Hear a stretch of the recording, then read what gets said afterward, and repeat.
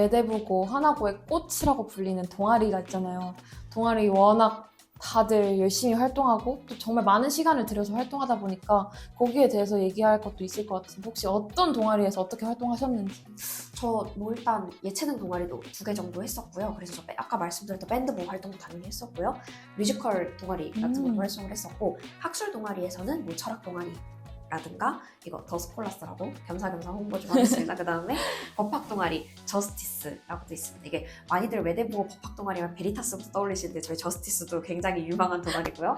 그 다음에 또 그거 말고도 합스타파처럼 좀 시사 정책 동아리 뭐 이런 동아리도 많이 참여를 했던 것 같은데, 사실 이 동아리들이 다 절대 들어가기가 쉽지가 않죠. 그래서 3월 달에 일단 입학하고 나면 많은 분들이 일단 외대부고 들어가면 동아리 활동, 양질의 동아리 활동 할 수 있지만 생각을 하시는데 통과해야 할 수 있습니다. 그 맞아요. 각자 동아리 시험들을. 관문이라고 부르잖아요.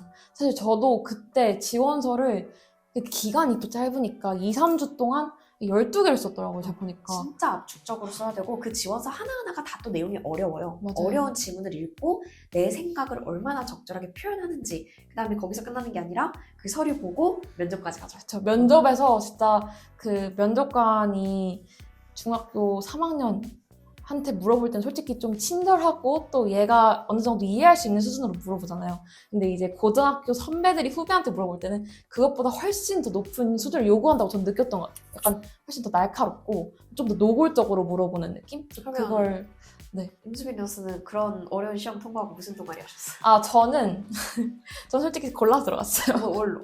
잘 보셨나 본데 시험? 네.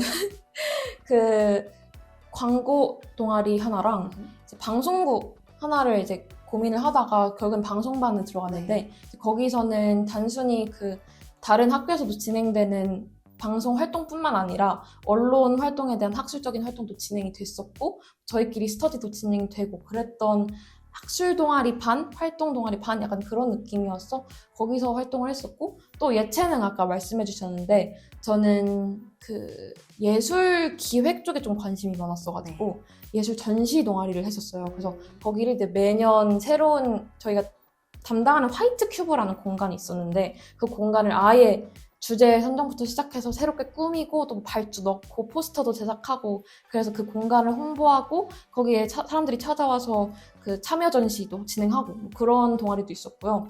그리고 저는 뭐 또 굳이 학술 활동으로 따지자면 제3자라는 활동으로 이제 자율 동아리 토론 동아리 진행을 했었고 그 하스피크라고 이제 아마 하나고 치면 바로 나오는 유튜브 채널일 텐데 제가 거기서 지금은 자율 동아리로 바뀐 걸로 알고 있는데 그게 제가 활동할 때는 이제 프로젝트라는 이름으로 진행이 됐었거든요. 근데 그게 거의 동아리나 다름이 없었어서 이제 저희끼리 하나고와 관련된 주제를 정하고 그걸 기반으로 이제 기획, 편집, 촬영, 편집까지 다 하는 제가 제작한 영상들 중에 하나고 시설 탐방이라는 영상이 5만 회 조회수를 찍는 그런 경험을 또 해보기도 했습니다. 그런 정도로 좀 동아리 활동이 워낙 활발하게 이루어지니까 그리고 이만큼 난이도가 있는 동아리 활동이 전제가 되기 때문에 당연히 들어갈 때부터 준비가 필요하다.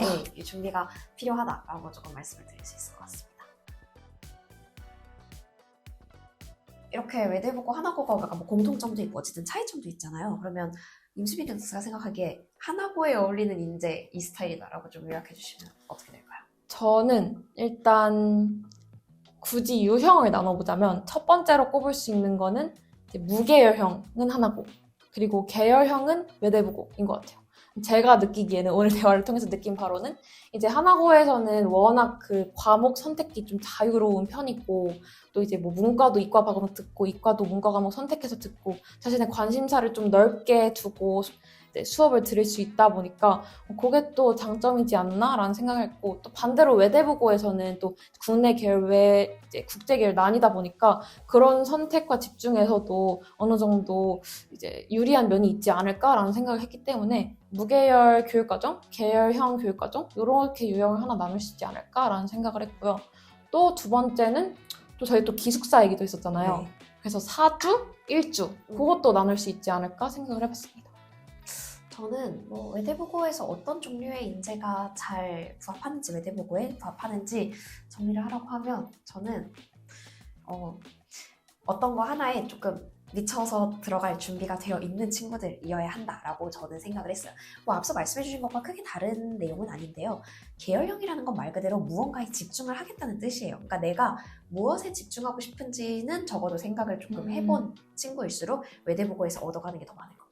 그러니까 여러 가지를 당연히 찍어 먹어볼 수 있는 것도 중요하지만 내가 이미 관심이 있는 것에 얼마나 또 몰입을 흠뻑 할 수 있는지 그 역량이 또 외대부고의 커리큘럼과 얼마나 잘 맞아 떨어질 수 있는지를 결정하는 하나의 요인 같아요. 저는 색깔이 있는 게 굉장히 중요한 것 같아요. 제가 하나고 다니면서도 느낀 거는 얘네가 뭔가 어느 것과도 이렇게 해칠 수 없는 자기만의 고유한 색깔이 있고 그걸 쭉쭉 뻗어나가는 힘이 있다라고 느꼈던 건데 근데 그게 당연히 뭐 문과가 이과 과목 듣고 이과가 문과 과목 듣는 거를 이제 뭐 부정적으로 본다면 부정적으로 볼 수 있겠지만 그게 어느 정도 자기 안에서 자기가 그걸 선택하는 합당한 이유가 있고 남의 뭔가 시선이나 뭐 남들이 선택하니까 선택하지 않는 그런 어떤 주관이 확실하게 있기 때문에 그게 가능한 거라고 생각이 들거든요.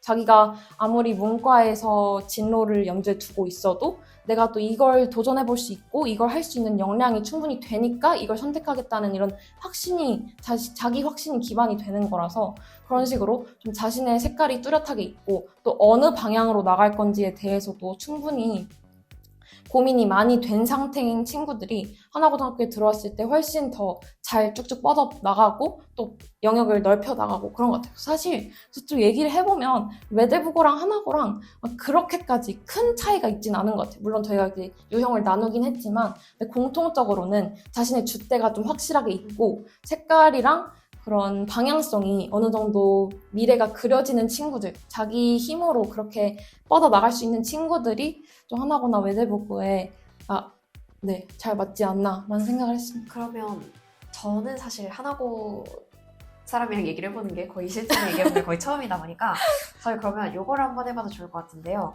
외대부고에 대해서 이제 또는 하나고에 대해서 가지고 계신 뭐 편견이라든가 어떤 특정한 이미지라든가 약간 좀 개그처럼 나오는 이야기들도 분명 몇 개 있을 거고요. 그거 중에서 제일 궁금했던 거 이거 맞냐 아니냐 하나 조금 교환을 해도 될까요? 네, 먼저 물어봐 주실래요? 전 뭐가 좋을까?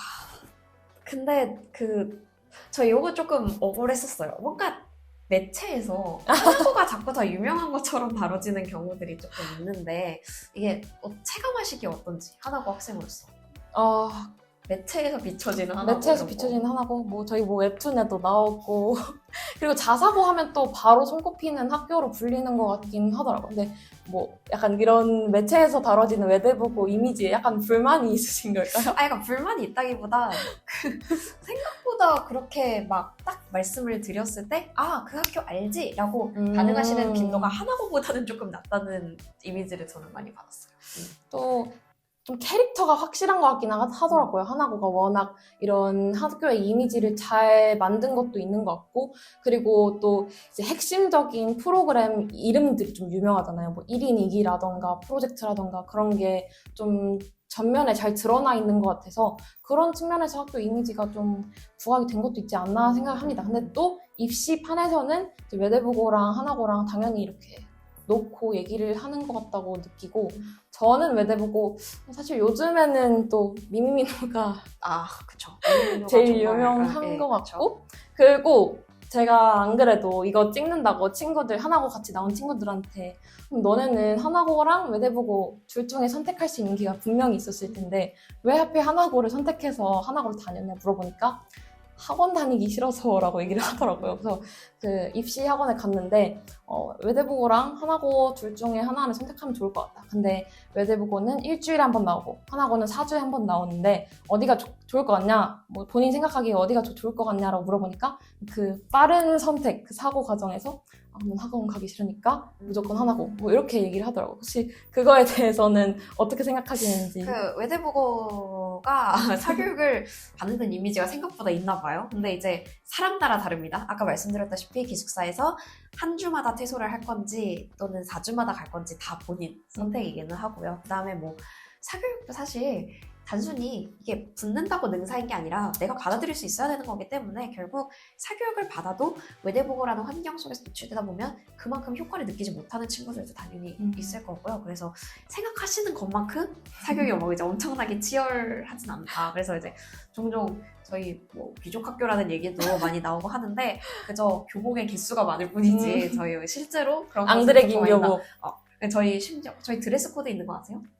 저희 요일별로 드레스 코드 있어요. 그래서 교복이 저희도 있었던 거 같긴 교복이 한 4종인가? 막 이렇게 좀 여러 개 있으니까 월요일, 수요일에는 이 교복 입어야 되고 화요일, 목요일에는 이 교복 입어야 되고 그 교복 안 입으면 기숙사에서 안 내보내주세요. 그래서 아마 그런 것 때문에 조금 약간 귀족학교라는 이미지가 생기지 않나 싶은데 실제로는 다 사람 사는 곳입니다. 그쵸, 거기도. 네, 사람 사는 곳이죠.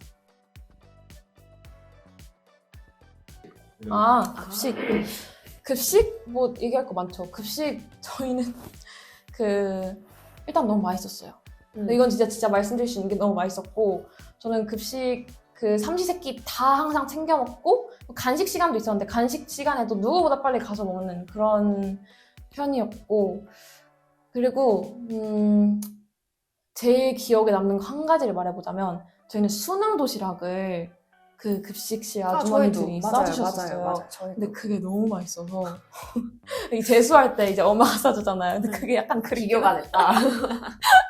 저희는 급식이 안 그래도 호텔 급식으로 예전에는 유명했었어요. 외대보고. 근데 이제 제가 들어갔을 때는 그건 아니었고요. 이제 업체가 바뀌었는지는 모르겠지만 아무튼 막 호텔 급식 정도는 아니었는데 그럼에도 불구하고 급식 수준은 상당히 훌륭했던 기억이 나고요. 특식 있었어요?